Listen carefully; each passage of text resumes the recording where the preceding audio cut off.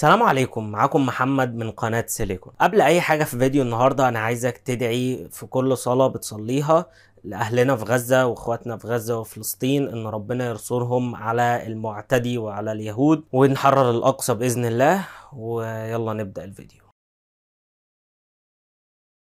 قبل ما نتكلم في اي حاجة، عندي صفحة الفيسبوك تحت موجودة في التعليقات وموجودة في ديسكريبشن الفيديو. عندك اي سؤال او عندك اي استفسار او عايز نعمل فيديو عن اي حاجة، يا ريت تنزل وتسألني وانا ان شاء الله متواجد على طول. وحط لايك للفيديو واشترك في القناة وفعل جرس التنبيهات. يلا خليكم مع الفيديو. نتكلم النهاردة ازاي تختار كارت الشاشة المناسب لتجميعتك. الاساس اللي هيخليك تختار ما بين اي كارت شاشة وتسيب كارت الشاشة التاني هو حاجتين. اول حاجة دقة الشاشة بتاعتك، وتاني حاجة هو استخدامك لكارت الشاشة هيكون ايه. طبعا دقة الشاشة هنتكلم عليها بالتفصيل، والاستخدام هنتكلم عليه في التفصيل. بس اول حاجة انت استخدامك يا اما حاجة من الاتنين، يا اما استخدامك جيمنج، يا اما استخدامك انك مثلا مهندس او جرافيك ديزاينر او فاتح قناة يوتيوب فعايزها للمونتاج بس مباشر، عايزها لل 3 دي ماكس، ادوبي افتر افكتس. فبالتالي الكلام ده هتكلم عنه في اخر الفيديو، لكن دلوقتي هنتكلم لو انت هتستخدم كارت شاشة عشان تلعب عليه او فور الجيمنج يعني. تمام كده اتفقنا ان انا هشرح دلوقتي لو استخدامك للالعاب. اول حاجه في الدقه او الريزوليوشن هو ال 1080 بي وهو 1920 في 1080. تاني حاجة اللي هي دقة ال 2K اللي هي 2560 في 1440 بي. تالت حاجة وهي دقة ال 4K اللي هي 3840 في 2160 بي. طيب انا عايز اعرفك حاجة، ان مش دول التلات دقات الوحدات اللي موجودين دلوقتي، في طبعا ريزوليوشنز تانيين بس دول اكتر ريزوليوشن شائعين حاليا. في حاجه تانية عايز اوضحها لك، ان مش اي كارت شاشه هيشغل اي دقه. انا مش عايزك بس تفهمني غلط، انا اي كارت شاشه حديث، انا بتكلم على الحديث عشان الكروت القديمه ما بتشغلش فعلا اي دقه، انما الكروت الحديثه هي فعلا بتشغل اي دقه. بس انا اقصد على الاستخدام، لان انت ممكن كارت مثلا زي جي تي 1030 هو عادي بيشغل ال 4K، بس هل انت هتقدر تستخدمه على ال 4K؟ هيجيب لك 2 فريم. طيب عشان تعرف دقة الشاشة بتاعتك ايه، خليك دلوقتي مع الفيديو ده.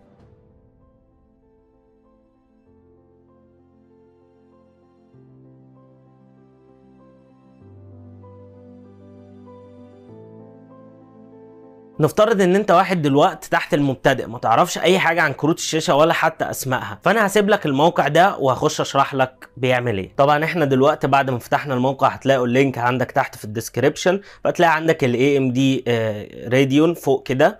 زي ما انت شايف جاب لك من احدث كروت الشاشه راديون 7000 ل 6000 ل 5000، وطبعا في انفيديا جي فورس واللي هي الشركه الثانيه المصنعه لكروت الشاشه، جاب لك احدث كروت الشاشه من فئه ال 40 وال 30، طبعا انتل ارك في النهايه. طيب اكيد انت لاحظت بعد ما شفنا موقع فيديو كارز ان في كروت ليها اسماء كتير، زي مثلا RTX 4060، RTX 4090. هنا الحاجه المشتركه وهي اخر حاجه 80 90 60.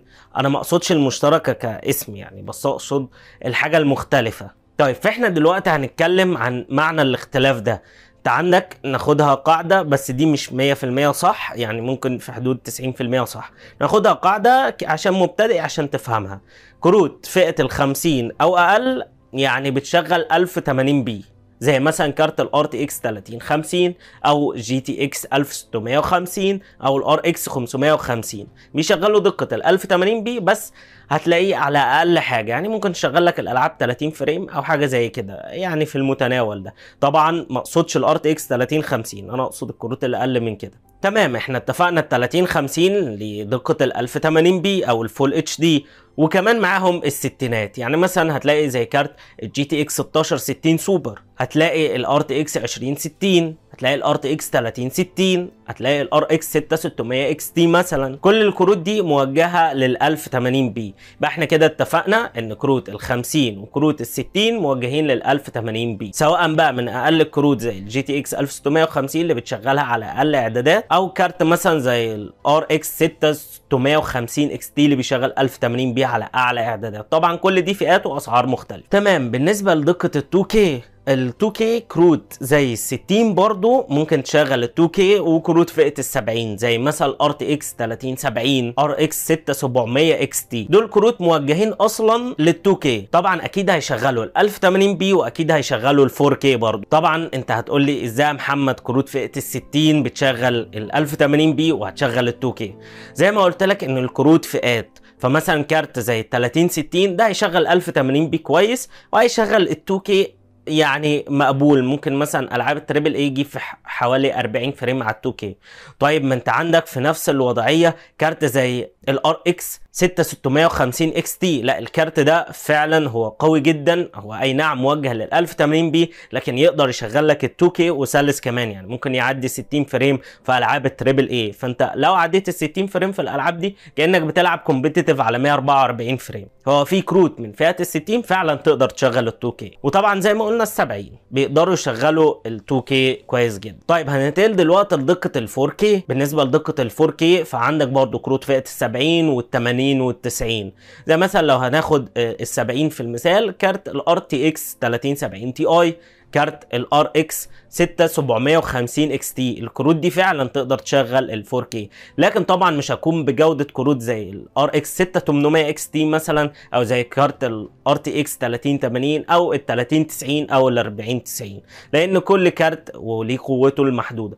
الكروت الاولانيه اللي اتكلمنا عنها مثلا زي ال RTX 3070 Ti هيقدر يشغل 4K، لكن مثلا تلاقيه جايب 30 فريم 40 فريم. انما كارت زي ال 6800 XT ممكن تلاقيه جايب 80 فريم في ال 4K وهكذا. تمام، انا حاليا فهمتك ليه الارقام بتاع كروت الشاشه دي وانك تحدد فئه الكارت اللي معاك، وانت عرفت كمان ازاي تعرف دقه الشاشه بتاعتك. يبقى انت كده عرفت كام كارت انت هتارجت الكروت دي منهم. نقول مثلا ان دقه الشاشه بتاعتك 2K وانت مثلا اخترت كارتين، هو ال RTX 3070 Ti وال RX 6750 XT. طيب انت عرفت ان دول كارتين موجهين للفئة بتاعتك وانت معاك فلوسهم الاتنين.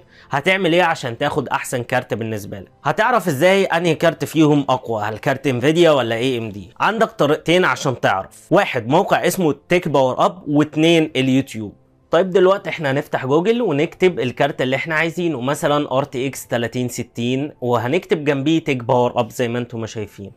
هيجي اول خيار هنفتحه. الموقع ده عموما بيجيب لك كارت الشاشه بمواصفاته بالكروت اللي انت هتقارنها معاه بالدقه اللي الكارت ده موجه ليها. يعني زي ما انتم شايفين مواصفات الكارت 12 جيجا في رام و3584، وهنا طبعا ريكومندد جيمنج ريزوليوشن. الكارت ده موجه لل 1080p، وطبعا ال 2K زي ما انتم شايفين عامل لك علامه صفراء ان هو مش هيشغل لك ال 2K باحسن حاجه، وال 4K نفس الحوار هتلاقيه اقل. طبعا هنا هنيجي للريلاتيف بيرفورمانس، هيقارنه لك مع الكروت الثانيه زي مثلا 6600 اكس تي اقوى منه بحوالي 8%. وطبعا دي بقت مواصفات الكارت وسحب الطاقه والتيرا فلوبس. ولو نزلت تحت خالص هتلاقي كمان كل نسخ الكارت ده وتقدر تخش عليها وتقارن مين اسرع واحده مساحة الكارت ده هياخد من كيستك قد ايه. وطبعا نوت موقع تيك باور اب مش دقيق 100%، ممكن تلاقي اخطاء بسيطة او نسب مختلفة شوية. طيب ازاي هنعمل سيرش على اليوتيوب؟ عندك اكتر من طريقة، يا اما بالعربي يا اما بالانجليزي. مثلا عايز اعرف كارت ال RTX 3070، فهقوم داخل على اليوتيوب وكاتب RTX 3070 ريفيو، ده بالانجليزي. طيب لو انا عايز اشوف مراجعة عربي هكتب ال RTX 3070 وجنبيها كلمة مراجعة. طيب انت مثلا زي ما انا مديتك في المثال RTX 3070 وال RX 6750 XT، فهنلاقي ان كارت ال RTX 3070 حوالي اقوى ب 6% من كارت ال RX 6750 XT في الجيمنج طبعا. لكن انت عندك حاجة مهمة كمان، حاجة اسمها الفي رام. الفي رام ده كل ما علي كل ما بقى احسن، عشان العاب حاليا بقت متطلبة في رام كبيرة. فانت عندك هنا كارت ال RTX 3070 8 جيجا بايت في رام، وكارت ال RX 6750 XT 12 جيجا بايت في رام. فكمستقبل انت هتستفاد بالفي رام اكتر من ال 3070، وده معناه ان عمره هيكون اطول. ما اقصدش انه هيبوظ، لكن هيقدر يشغل العاب في المستقبل اكتر لو انت ما بتحدثش مثلا. وكمان لو جيت قارنت السعر ما بين ده والسعر ما بين ده، فانت هتلاقي كارت ال RTX 3070 مثلا سعره في مصر 20000 جنيه، وهتلاقي كارت ال 6750 XT سعره في مصر بتاع 15000 جنيه مثلا، فتلاقي ان فرق 5000 جنيه اقل لكارت الار اكس 6750 اكس تي. وكمان هو اي نعم اضعف، لكن الفي رام بتاعه اقوى، فمعناه انه هيشغل لك العاب في المستقبل احسن من الار تي اكس 3070. فطبعا الخيار بالنسبه لك. طبعا وكل ده احنا لسه ما اتكلمناش عن البرودكتيفيتي واللي هو انتاج المحتوى، هل مين فيهم احسن لانتاج المحتوى، وده اللي هنتكلم عليه دلوقتي. طيب احنا زي ما قلنا مقارنتنا ما بين ال 3070 وال 6750 اكس تي، مين اللي هيكسب في انتاج المحتوى؟ دايما وبلا جدال انفيديا لو في نفس الفئه السعريه. طيب لو جيت انا عملت حركه ذكيه مثلا، انا عارف ان كارت اي ام دي ارخص ب 5000 جنيه من كارت انفيديا، وكارت انفيديا اقوى ب 6% واحسن في انتاج المحتوى بكتير من ال 6750 اكس تي. طب ما انا اطلع مثلا لكارت ب 20000 جنيه، نقول مثلا زي كارت الار اكس 6800 اكس تي وهو سعره 20000 جنيه، والار تي اكس 3070 سعره 20000 جنيه. طيب لو جينا قارنا هنلاقي باكتساح الار اكس 6800 اكس تي اقوى بكتير جدا في الالعاب، وكارت اصلا موجه لل 4K. اي نعم زي ما احنا متفقين ان كروت انفيديا اقوى من كروت اي ام دي في انتاج المحتوى، لكن ده فئه وده فئه تانية خالص. وبالتالي كارت زي الار اكس 6800 اكس تي اقوى بكتير جدا في الالعاب من كارت زي الار تي اكس 3070، لكن في انتاج المحتوى هتلاقيهم تقريبا متساويين او كارت اي ام دي اقل بشويه بسيطه.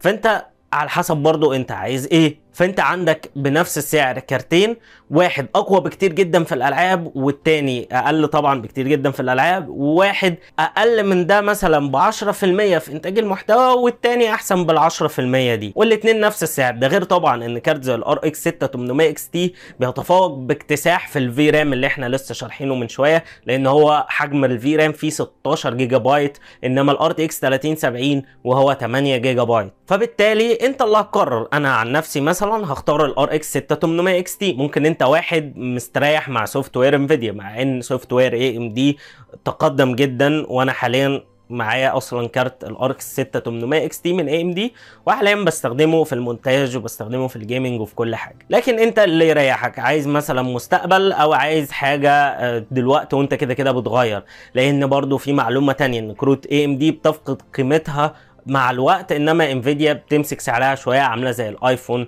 في موضوع الموبايلات. كده فيديو النهارده خلص معانا، اتمنى يكون الفيديو عجبكم واستفدتم منه. لو عندك اي سؤال عايز تساله لي يا ريت ما تنساش تنزل صفحه الفيسبوك، هتلاقيها في اول كومنت عندي وكمان في وصف الفيديو.